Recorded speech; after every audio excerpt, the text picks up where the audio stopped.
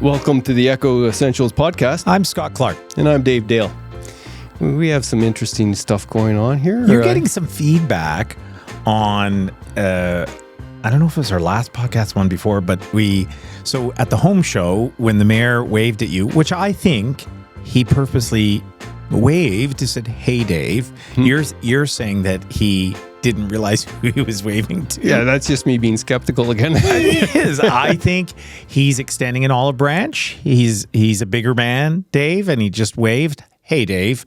And when I saw it out of the corner of my eye, I went, "This is super exciting." And I talked to him afterwards when that was really good. So you talked to him afterwards. So did he deny that he, what was his real response? His real response was, yeah. You know? Well, he's always her. Yeah. That's but no, I think he knew exactly who he was waving to, and he's extending that olive branch. There's one day, Dave, we will get the mayor in here. Now, but my only ask is, why don't you be nice to the mayor? Just for 10 minutes, can we shake off your crusty side and be nice to the mayor? The guy dedicates himself to public service, and you dedicate yourself to knocking him down. Okay, well, this is how I see it going down, right? If it ever goes down, he has an opportunity to take me to task from his perspective of why he thought my columns were offside. I'm not sure if he wants to go there or what, but give him the opportunity. And then I explain, well, this is why I did it. I thought conflict resolution was an important part of being a mayor, and I was looking at an example of where maybe some better conflict resolution could have taken place. And that would pretty well put it to bed. But isn't that be nice? Well, I like the idea that you're opening up that you could have this banter, right? But I think we've always been trained, in media training and stuff, is you don't want to go toe-to-toe with a media person, because whatever happens in that is probably there's going to be a ripple effect afterwards. Well, so me being nice would just guarantee that after I say my piece and he said his piece, he can have the last word and we can move on. Isn't that nice? It is, but can you move on is my question. As long as I can keep asking questions that are of journalistic importance and pertinent, yeah. As opposed to, knocking on the neighbor's doors and finding out his relation. We're done with that part. Okay, right? You're done? Yeah, well, Sylvia moved on. She sold her house, right? She's at another stage in her life. I think she would love to still stir it up herself. I have to keep talking her out of it. To this day, she still wants to stir it up. Is it fair to ask her age? She's more senior, right? She's not 25, right? No, she's not 25. She's mid 80s. Okay, yeah. And she's still fired up. Oh, that's the thing. That she's lovely in that respect. She's got fire in her belly. I like that. That's inspiring. That's inspiring. You know what's more important than anything else is that. And I've always felt this from the first time you and I sat and had a coffee and talked about this concept is making sure that the conversations happen in the community, whatever they happen to be, and people have the ability to rebut. So when we had, the Trout Lake Conservation Association in here, and Beverly Hillier was in here explaining about how building takes place, I'm like, this is fantastic. We can have social discord, talk about different things. It's not that everybody disagrees about everything. It's explaining the complexities of all of these different things. I think it's really important. And in just a couple of minutes, we're going to hear from Stu Campaigne. And hey, I've been at the end of one of his stories before. It's not pleasant being at the end of one of those stories. One day, not in this episode, but one day, Stu said we can talk about it. But he's working on some really interesting stories that I'm excited that we get to talk about with Stu and BayToday about. Yeah, it's an excellent example of good journalism that he's doing with BayToday, and we heard from him. We're going to hear from him about the why and what motivates him, and that's really important for people to understand, because I think some people misinterpret the reasons we do what we do. And I think it goes back to what you just said about the article you did, and the basis of that, as you just said, was that it was like that position as mayor is all about conflict resolution, and you wanted to explain, oh, this is a story that needs to be resolved. So I get that. So hey, let's get right into it, because I'm excited to have him into the studio. I think he's doing a great job at BayToday, and these stories he's working on right now are really important stories for the community. I agree 100%.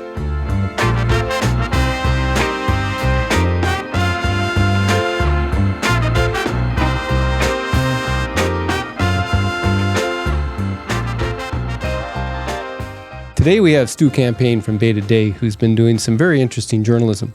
And I'm looking forward to asking him a couple questions about it, how he goes about it, and why, and a little bit of the background. Stu, thanks for coming today. Thanks very much for having me, as always. Now, just today you published a story about the former Lady Isabella old folks home. I guess it's called something else now, and it's up for it's up for a tax sale. Tell me a little bit about that story right off the bat. So this one came actually from a reader who sent us a tip about it, and I mean, I'm not scouring the websites looking for tax sales generally, but is someone from I'm assuming, and I never did find out anything else about our tipster, but someone that lives in the area, I would think, and has a vested interest in what happens with that property. Maybe not as far as purchasing it, but maybe just they care about the community and they want and know they need. It's not a long-term care home anymore, but that kind of element for a place for seniors to live comfortably. So I got that tip and I followed up, and that's really kind of the first one I've done like this, where I had to buy documents, and so I had to like call my boss in Sault Ste. Marie and say, will you guys cover the $28 or whatever? Like, so that was kind of interesting. And I mean, I would have covered it myself, but I didn't know. And then they were like, of course, we'll do this. So I bought the documents, go through them, send them out to Sault Ste. Marie. They want to look at them because they've got a related story. So it all kind of worked. And so one of the subjects of this property is being sued in Sault Ste. Marie for a school that was purchased there and kind of just left to rot. There was a fire there, a bunch of things happened. I don't really actually know the whole story yet, but that's coming out Monday. So, I mean, to answer your question, Dave, it was pretty straightforward once we got everything. It just kind of lined up. It took me a couple of days to put it together because I really wanted the municipality of Powassan to respond, or at least give some kind of background. I wanted to be sure it was the real deal before I published it, of course. And I had some concerns that maybe there was a deal struck to pay the back taxes and making the story moot. Really was, I wanted to make sure it was still a story. And I ended up speaking to the general manager of the Trout Creek Senior Living, it's called now, which was Lady Isabel at one time. And he clearly did not want to talk to me about this. I think he was concerned he would lose his job, but did say a few things and allowed me to use them in the article. So basically, he's been told that those taxes will be taken care of and everything's going to be fine.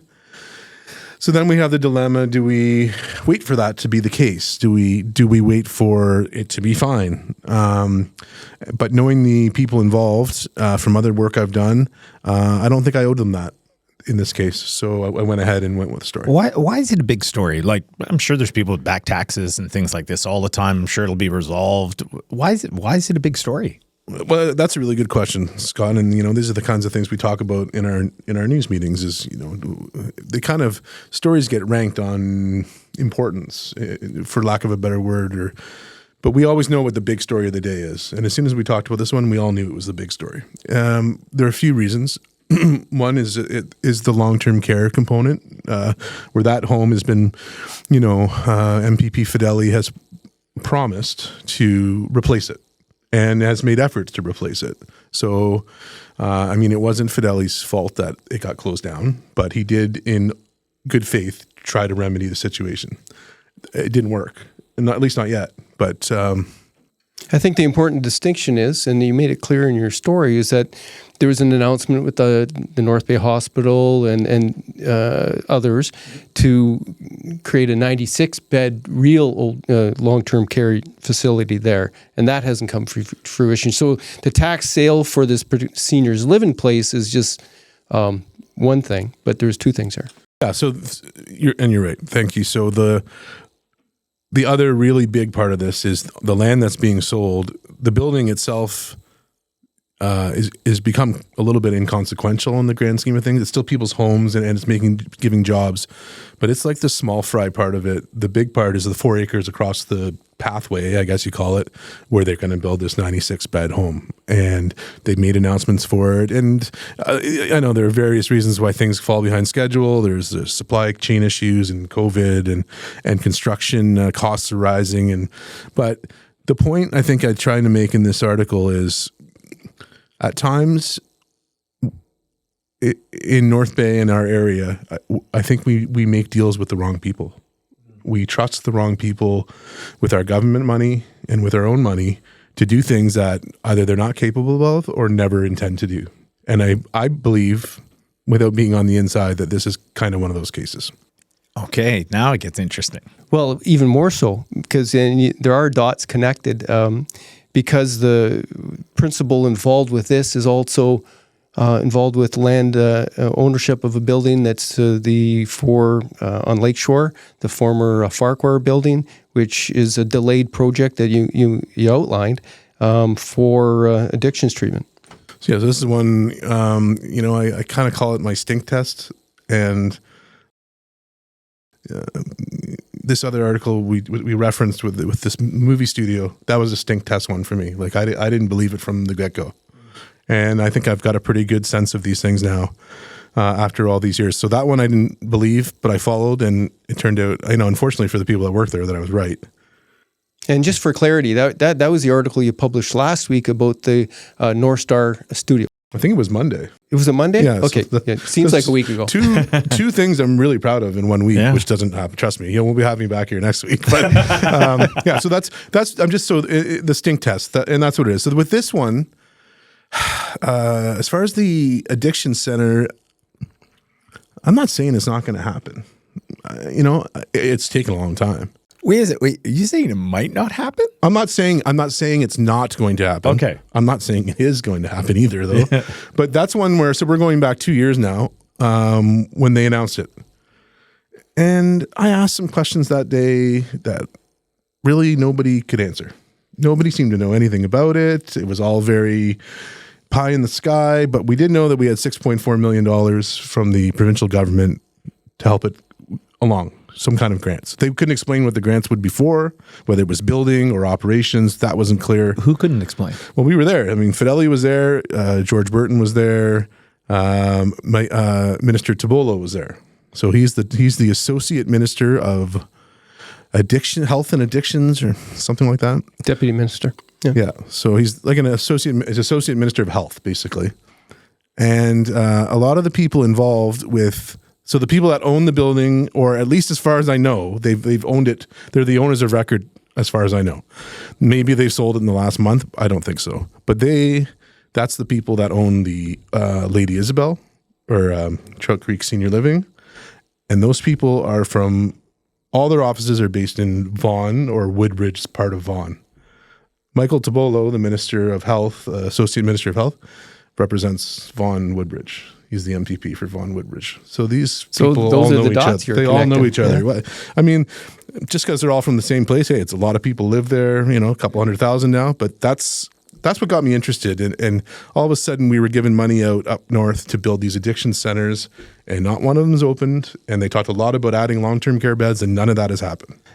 Stu, sorry, just because there's lots of dots. You mentioned something earlier on, and sorry, in my memory, I remember being in Sault Ste. Marie, and I was at a council meeting in Sault Ste. Marie. I think we were promoting Military Family Resource Center in that area.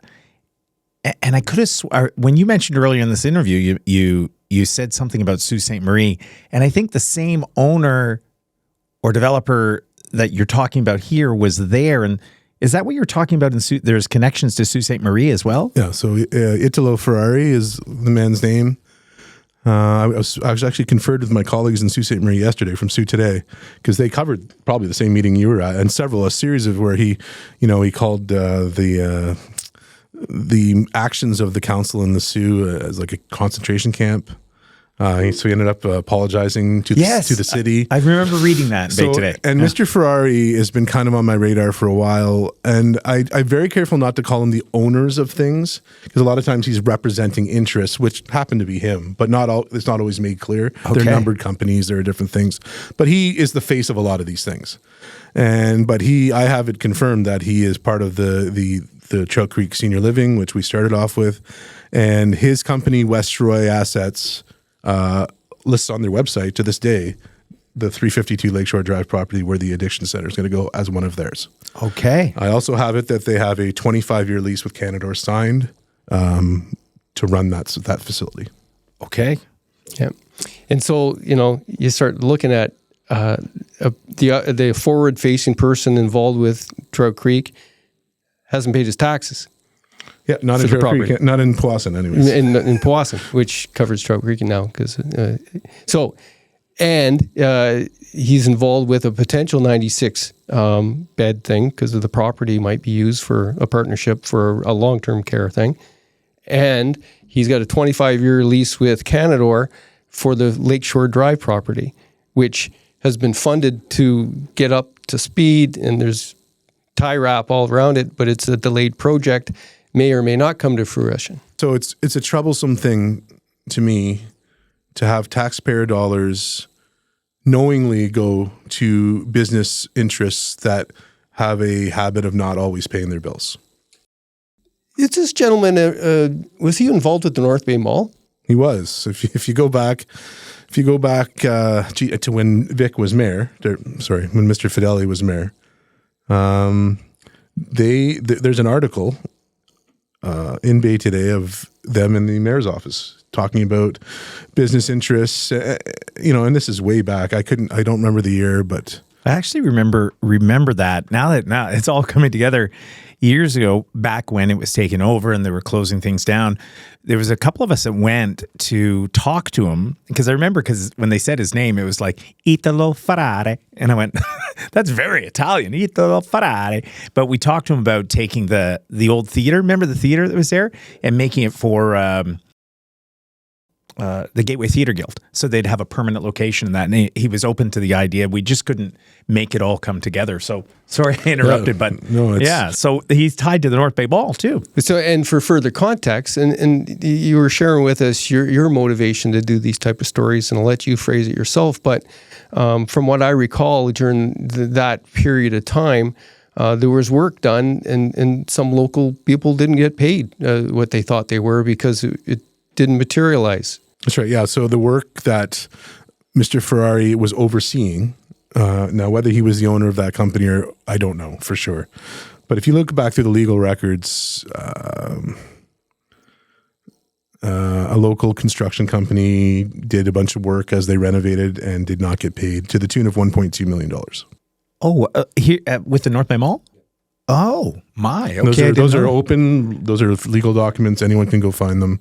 Yeah. So that's what happened. So that brought my attention to it. I wasn't working in this field then, but I do remember, I used to go to the mall a lot, and I could see the changes, and it was kind of a downward. I remember when they brought the grocery store over, which made a big difference. And, so I've kind of seen over the years, of course, I was a teenager in North Bay, right? We ended up at Champlain, theaters or whatever you called it. Yeah, cinema. Champlain Theaters. We spent a lot of time at Champlain Cinema because, we'd go to PJ's down by the old McDonald's and we'd walk up, and sometimes we'd go to Eastside Mario's, and that was kind of our little circuit.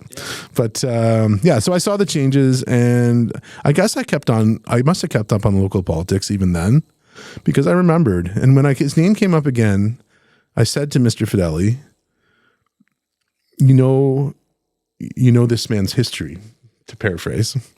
And he said, and he didn't respond. And I said to him, the reason I'm interested is there are a few things I can control in my position, but one of them is to help people be aware of things and not to get screwed over, especially our local friends. And again, he didn't want to talk on the record about it, and that was fine. I do not want this to come across as though I'm casting aspersions on Fideli. I think there's a lot of this stuff that he has no choice in, even though it's his riding. Like we've mentioned, maybe when we were off camera, but like the addiction center, I don't think was his idea. Yeah, I thought I had read something somewhere that it was like a bit of a surprise. And is it tied to that deputy minister that you were? I would think maybe Tabola went over him. And which is incredible because, again, the little I know, like Vic's a big deal, has a huge portfolio. Like how something like that can do an end around to a minister, like that's pretty big. I got something you might want to consider about the 25-year lease Canadore has with that building on Lakeshore. And it would be really cool if we could get the details of that, the cost per square foot and how it compares to commercial space, and whether or not it includes all the costs for the renovations that were required, the leaseholder improvements. The other thing would be is how much of the money has been spent on gearing up those employees for the Addiction Resource Center, where these delays, like, are they just getting paid? How much money is being paid to be ready with staff for something that's not opening? I'm thinking $3 million have been spent for nothing. That's a very good question. The problem I have is Canadore College is not especially a big fan of my company and won't share any information. So it's got to be FOI'd to get it. I wonder is there an out clause in the 25-year lease? That's another one. Like what happens if it goes belly up? Do we just keep paying the lease? Who's paying the lease? What happens when the money runs out from the government? So who's holding the bag? Is it Canadore? Is it the city? Is it? Well, the interesting thing about that whole project is that the local people that are involved with the agencies trying to do that work said they never wanted that type of residential treatment. They said that wasn't what they needed. And so they're starving for funding to do the things they know will work, yet there's millions of dollars allocated to something that they didn't want. And it's possible it's involved with pretty slick people. Well, it's really at the whim of a minister who happens to live in the same riding as the people that own the building. The water's got sharks in them there, boy. So what I'm saying is, yeah, exactly. I want to ask a question around, why to pursue a story like this, Stu? Because I can feel like in this talk we're having, like this is a serious conversation we're having. There's lots of money on the line. I don't think any of us are looking to have disparaging words about anybody involved in this. And I'll just say right here that, I believe Vic Fideli's a great MPP for us, serves us really well, and drives a lot of business forward. And I don't believe that, this is me, I don't believe that he's anything involved with anything untoward in any way, shape, or form. I'm with you totally about like where we throw money at things and it's like, what, where's that going? But it's like this. And maybe this is why we want to do the Echo Network, to have these long-form conversations to talk about it. But I can feel that this is a tough sort of thing. The work you have to put in to get there, the stories and what you have to uncover. Can you explain why you're doing what you're doing and why it's all important? It's like, because some of us will go, they spill more and rum on the weekend on this stuff. And yeah, I mean, I think it just sets a bad precedent that you can come to North Bay and screw people over. I don't like that. I don't like it at all. And I know people struggle other places, but I've had, friends go out of business in the last few years. Various friends suffer with mental health problems and lost marriages and children. And a lot of it is geared directly with them, some kind of business issue, whether they got scammed or they made some bad choices. I don't think it really even matters. So those ones, some of those you can avoid, but I think these ones that are like, that I see, when I see the layers of it, those are the ones that catch my attention, because these are the ones we can stop. And it's very interesting to me. Like if this was a municipal thing, like we talk about, double rinks is always a big thing, right? We talk about the money involved and don't do this and that. Yet there's all these other things, I would say, provincially and federally, that are happening right in our backyard right now that we don't seem to have the same sense of urgency, even though it's still our money, right? It's still our tax dollars, right? For some reason, it seems municipally, it's really our tax dollars. But provincially and federally, Well, I mean, it's all our money. it's all our money. It's all our money. I will say, although MP Road is, stick handling, I'll call it, to get the funding for the proposed arena project, greatly appreciated. Takes a big chunk out of the municipal part of the pie for that new facility. Still our money. It's still our money. It's not Rhoda's money. Yes. It's not federal money. It's our money. Yeah. So we're paying for the whole thing one way or another in the grand scheme of things. Yeah. That's the way I look at it. And I really appreciate what you said about your, friends and family too, because, and that story was great that you came out this week about North Star Studios. And then when I'm thinking about it, like 44 people were sent home. And it's like, these are people that, I was in the broadcast business for a while. Like, you make a choice. I'm going to work here, and this is, and our family's all in. We put our chips into the center. And then to have the rug pulled out, you're absolutely right. It affects, the ripple effect of that is massive, of all of those people in our community. Yeah, and that one bothered me more. Why is that? The reason being is I kind of flagged it already, and I felt like maybe I didn't do a good enough job because people still went and worked for them anyways. You know what I mean? Like, it's not my fault, but, I did say to people, kind of without saying it, but I did say it, maybe you want to avoid working for this place. It doesn't seem like it's all what it says it is. Mm-hmm. And this is definitely one of those cases where I'm sorry that I was right. Scott, my mom, she listens to the podcast. She has a request. She wants more varied advertisers. She said she says she can't do the services because she doesn't live in town. So what are we going to do for her? Where does she live? She actually lives in Coniston. She's close, though. Yeah. Actually, because North Bay Services almost reaches there.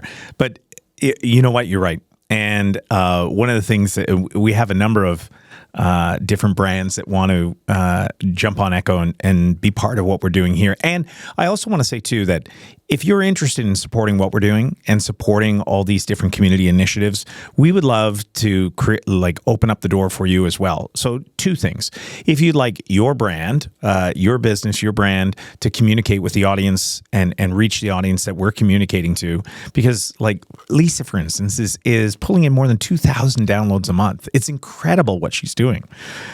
We want to make you part of what we're doing, and we want to give you the opportunity to support these local voices as well. And the second thing would be about podcasting itself. If you'd like to come here and produce a podcast or be part of what we're doing, we want to open the doors for that as well, right, Dave? Yep. No, we got a couple of people that are actually going to be paid clients. We're going to help them get their podcasts up off the ground. We're getting launched, and part of the package is we end up promoting them in the newsletter. Yeah, as part of the network, and through the other shows. So we're doing that as soon as Ben starts to. I'm throwing you under the bus for sure. As soon as you get to it. But we're busy right now with Stu Campaigne because this is a great interview. Let's get back to it. Now, I noticed in that story that Mitch we met, was the principal involved with that. He said that he encountered blocks and friction from the local industry here, and that it was that he was blaming that. And he says nobody should come here to North Bay to do anything, or he's never coming back, or whatever. And I think, from what I gather, the demise of that is mostly just business choices. It wasn't anything untoward. It was just some bad luck, some poor decision-making strategies, probably, and new to the business. So, yeah, I would definitely start with inexperience. Yeah. I met with him and the other gentleman that was mentioned in your story. Jake Seal? Oh, Paul Walsh. Paul Walsh. Okay. And they did appear to be hands-on. When I met with them, they were still trying to move in and renovate that Commerce Court property they had and they leased for offices, for post-production and some other things. And it did seem like they were like outsiders looking in on the industry more than anything. Yeah, and that's the sense I got. And like I told you guys, when I first met Mitch, we met at the opening of the outside the old Epiroc building. I just didn't seem right to me. It didn't add up. And this guy kind of was representing himself as wealthy and kind of knowing or in the know. But I talked to him for 10 minutes and I could tell that he wasn't either. So, I mean, and I don't know how many other people picked up on it. Maybe that's my special power. I don't know. But I kind of like, I see through the BS. I'm not saying always, but in that case I did. And but wasn't Jake Steele, I think his partner, didn't he come with tons of experience and the big chunky contract, the $150 million contract? So of course, they're not willing to really admit what's gone on. But my feeling is Jake Steele, first of all, got himself in huge legal troubles overseas from a movie he was a producer on. He was being sued. I'm sorry, I don't remember the name of the film, but it's an actress who's, fairly well known, where she had they call it a pay or play deal. So if the movie falls through, ends up not being produced, she still gets paid. It didn't get produced and she didn't get paid. And that was kind of, so he had things tied up in that. Now this is the story I'm given by the people trying to protect what's really going on. So again, but that's all available in various industry magazines. And so I think with that, maybe, I don't know for sure. So some other factors had come to play, but. Well, he was supposed to be like Scott said, like the $140 or $50 million deal broker for this company from England. Now, whether it didn't come to fruition because of his legal troubles or because it was never going to, I don't know. I couldn't tell you. Of course, the strikes and the actors thing, those are all other pieces of the puzzle that would affect somebody's plan if it wasn't on solid ground. Of course. And I think, I heard everything he had to say. I believe a small part of it, but he's an interesting guy. But I don't know, if I'm starting a business in a different place and something I've never done before, you better be sure I'm going to have contingencies, right? Like I'm not going to go broke the second there's trouble. Well, and I do want to say, now that I've had a chance to work with Dave now for a while, you journalists are skeptical about everything, though. Well, we really have to be, though. Like, that's not really a chocolate ice cream. Yeah, I mean, it's you're right, Scott. Like, I mean, sometimes, which is good, by the way.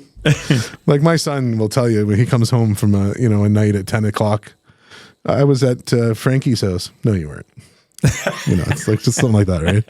We just want to test it. But yeah, we are skeptical. That'd be the worst, having a dad who's a journalist. And the funny thing is that these stories you've been working on and doing and great work. Yeah, really good work, Stu. They follow on what North Bayites see as a pattern: big announcements, lots of promises, and then disappearance of the people involved. And there's a story every time one of these come. Every time Stu does one of these stories, somebody emails me or messages me and says, we should do a story on all the different announcements that were made up at Canada College for big things that could happen that didn't. It's not just Canada College, but there's a long history of announcements for federally granted business things that were supposed to come to the airport. There's a bunch. So the skepticism is well earned, right? Because it happens a lot. Like for me, the interesting part now that we've got a couple of these done, and we've done other ones too, but it's to figure out what the scam is. Right? How are they profiting by folding up shop and leaving? Yeah. Are they pocketing government grants? Are they just not paying people and leaving, and that's the payroll they get to leave with? Like, I don't quite get it yet, because it seems like these people tend to do it again and again, whether in different businesses. Well, what happens is, and this is my theory, these announcements of potential grants, even if they don't get the money and steal it, they use those announcements and those grant approvals or loan approvals as leverage for other things. Sure, I agreed. So it's a bait and switch, right? Sometimes that's my that could be what happens in some of those things. It doesn't matter if they steal the grant money or not. Maybe they don't. Maybe the feds and the province are really good at getting their money back. I'm just finishing off a small subsidy I received for some funding on some development that we're doing. It's like less than $10,000, but all the paperwork I have to do to get it done, and I'm not a paperwork guy, and it's like, okay, I got to dig into this. So how could I, if I scammed anybody, how could I ever go back? Like, I'm not talking about morally. I'm talking about how would they ever let me come back when this is pretty evident about what went down, you didn't come through, and now you're flagged that, we're not going to give you another $2-3 million. I'm not sure how that all works. So I've often thought, we see it a lot we get these releases from the government, various levels of government, numbered companies, right? Where you can find out a certain amount of information about that company, but not enough to necessarily identify them.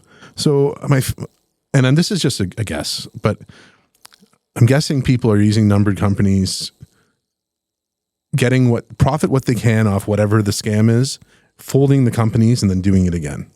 That's the only way I can think it makes money.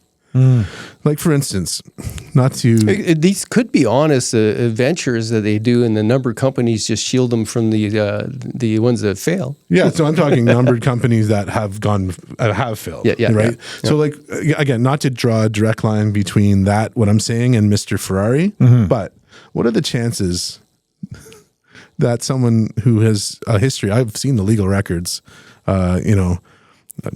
Numbered companies. What are the chances that he keeps getting opportunities in North Bay and area in these various or across Ontario, really? Yes, but something going on in Belleville too, right? Sure, and stuff. But like, why do we keep doing this? Why do we keep shelling out the money when we know pretty good what the end result's going to be?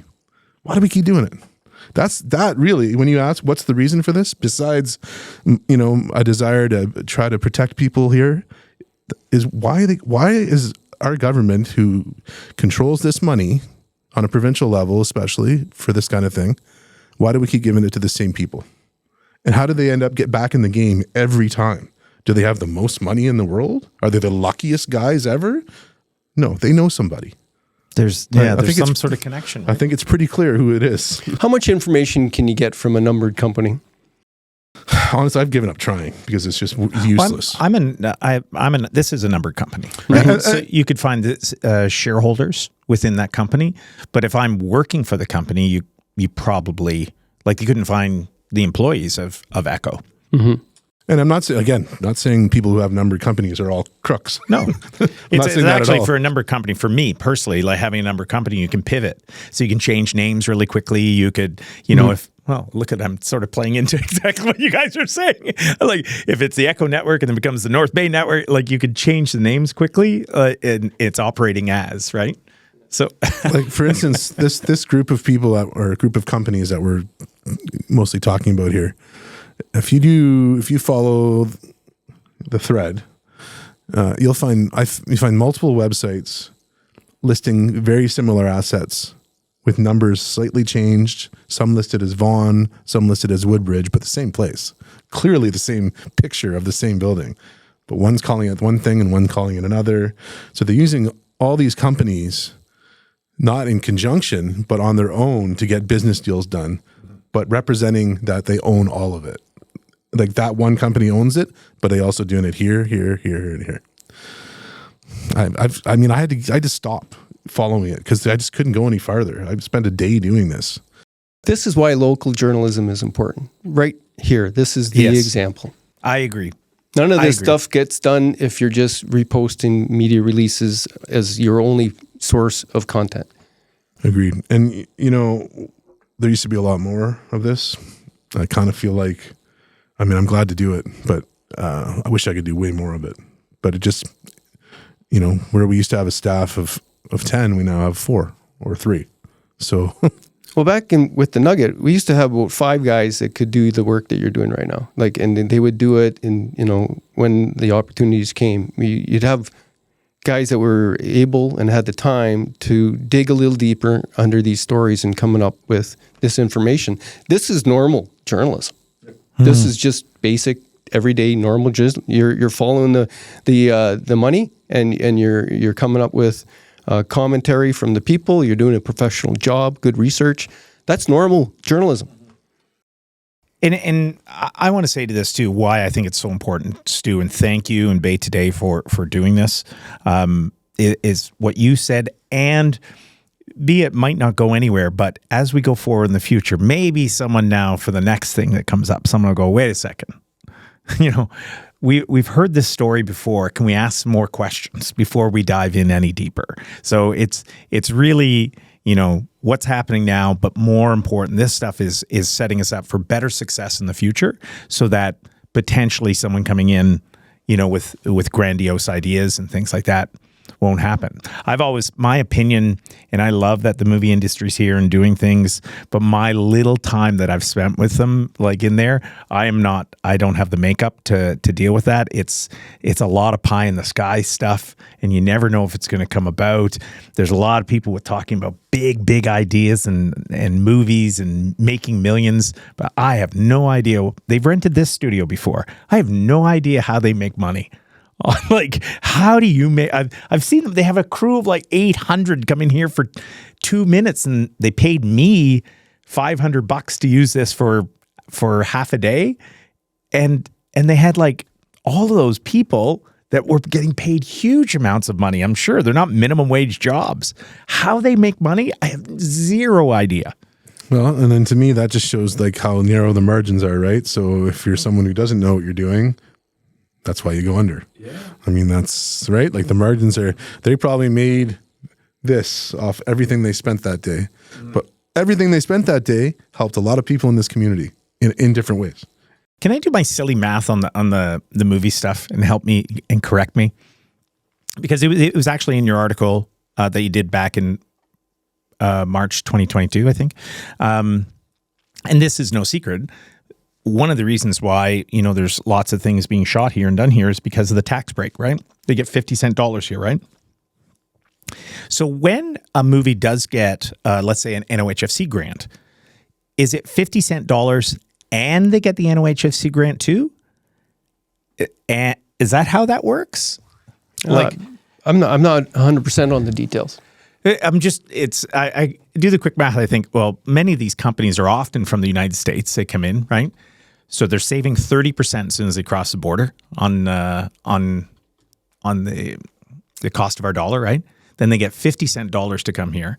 Then they get potentially, not all, but potentially get a huge NOHFC grant to do it. I'm thinking, well, maybe that's how they can do it. It's actually free to do it here. I've noticed a lot of the grants. No, I don't necessarily cover a lot of the announcements and stuff, but the grants I've noticed tend to go to productions that are like active. So if they've done their first season, like that one, they had like a Western one that was out somewhere near Trout Creek and Powassan. So if they've done their first season, the reasoning is you give them the grant to keep them here, for entice them to come back. Because you've already seen what they can do for your community, the money in kind and various things. So I think now you've got a proven model. They want to shoot a second season, keep them where they are. They don't have to move their equipment. Anyway, that's kind of the feeling I got. I'm not sure if they do it as much to get things to come here. I think it's more to get them to stay. Get them to stay. Yeah. Like a Cardinal that shot, about 5 seasons, great show, highly respected. I mean, geez, I made probably enough money to send my kid to university the summer Jerry O'Connell was here, just because I wrote so many articles about him, So those are the exciting ones. Those are the exciting. There's so many productions that people don't even know about that happen here. And again, I'm not a movie expert, but I've seen what I've seen. But there's that extra little bit of excitement when it's a well-known figure.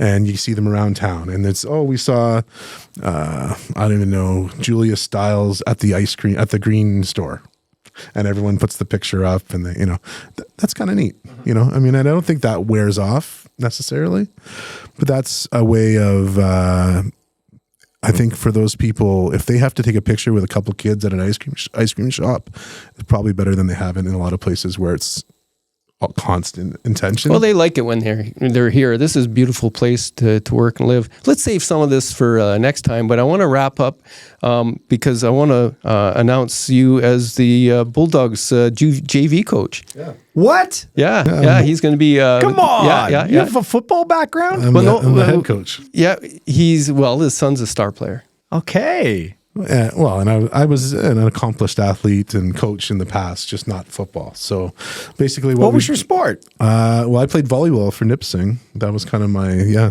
I did not know that. Yeah, and I was a soccer player and various other things. But so the way this all happened is the team wasn't going to have a coach. There was going to be no team. And that's following the Bantams going to the provincials. Yeah, and so half of those kids have moved up kind of with me, I like to say. They were there last night. So yeah, long story short, it didn't look like we were going to have to just make someone the coach to get a team on the field. And I had already said I would help out. So I just said, if I have to be the head coach, I'll be the head coach kind of thing. I like to think I also got the position because they trust me to do it. But so Mark Mathon and Krista Morgan, of course, were big. And so this is a couple weeks old, this news. And we had our first big meeting last night at West Ferris in the auditorium, and pretty good turnout of players. A lot of them are still playing hockey. But I just wanted to, get out there and face to the name. And we got some offensive, really great coordinators. Matt Jemmett and Troy McLaren are the coordinators. So I'm just going to let them do their thing, and I'll oversee the whole shooting match. Yeah, so it's going to be. I'm looking forward to it. We start indoor practice on St. Patrick's Day. So we're going to have to see BayToday get behind the Omashil twin pad development, so they have some change rooms. Those change rooms are for the guys that come here, play for 3 hours, and then would have to go home with sweaty uniforms on a school bus. And that's why we need change rooms. Mm-hmm. So they can take a shower and go home and clean clothes. They should have been 10 years ago. Of course they should have. But I've seen very big, hairy, naked men in that parking lot changing because there's nowhere to change. For free? They were, I don't know what their teammates were doing, but big bucks for that. You can't miss them across the parking lot. It's like polar bears, and some of those linemen are pretty big guys. But yeah, it's just enough. If they don't build that arena there, they got to build something for somebody. Yeah. Okay. So we really appreciate what you're doing, and I hope you're going to continue to do what you're doing. Are you allowed to say what you're working on now? You know what? To be honest, I was walking my dog this morning at about 7, and I thought.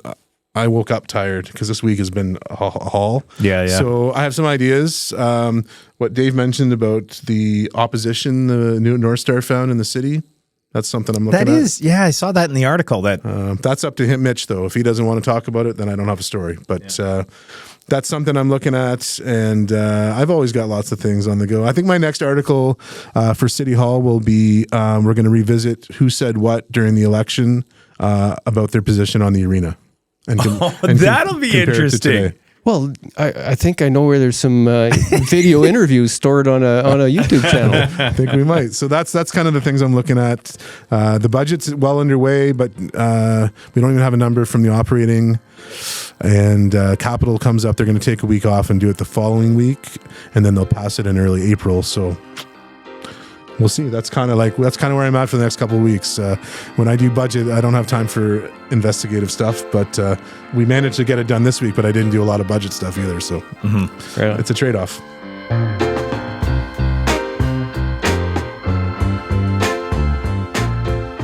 So after listening to Stu, it's got my journalistic juices going. It makes me miss being part of the Nugget team. I was going to ask you that if that's starts I miss. Well, I was part of the BayToday team for 6 months as well once, and but just being part of that, there's a little bit of dopamine that comes with doing real journalism. But dopamine, yes. But can you maybe briefly explain the amount of work it takes to do an article like that, like the work Stu would have had to do to produce that? Well, yeah, it's a bunch of different pieces that you have to put together, and you got to keep track because the pieces change, and you got to check them for facts.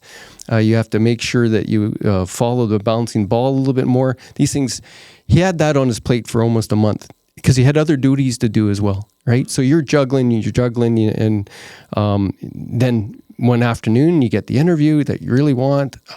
Then you're waiting for another one, so you can't put those pieces together. Then you have to make sure that that interview you did isn't old information. You got to double check. And then the days that you're writing it up, you're fact checking. You're thinking maybe there's another angle. You make another phone call.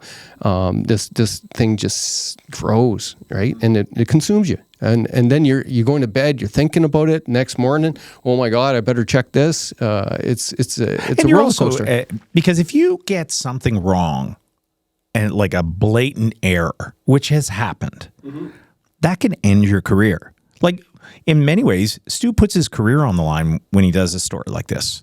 And you have too, right? Every time you hit that send button and put something online, even if it's just a small nick to your reputation, those 1,000 cuts add up. You become undependable for being truthful and genuine and professional. You can only do a little bit of those things in a row before you're no good. I'm excited. So Stu, BayToday, Jeff Churl, the crew that allowed us to have a conversation and made this all possible. Thanks so much. And I think he sounds like he wants to come back in and see us again, which is great. I hope he's going to work on more stuff. Yeah, I hope it becomes regular so we can really give people a better look at what's behind the stories and the people doing them. Agreed. Well, thank you for listening to another Echo Essentials podcast. I'm Scott Clark. And I'm still Dave Dale. Oh, too bad.